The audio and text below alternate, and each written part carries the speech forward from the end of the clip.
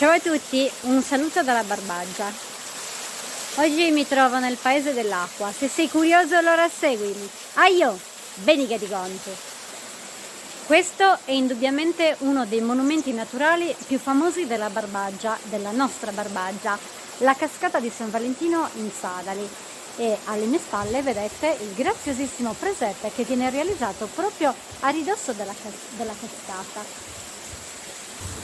A causa della siccità scorre pochissima acqua, però è comunque molto suggestiva. Venite a vederla e a vedere il presepe, soprattutto la notte, quando è tutto illuminato ed è ancora molto più suggestivo di ora.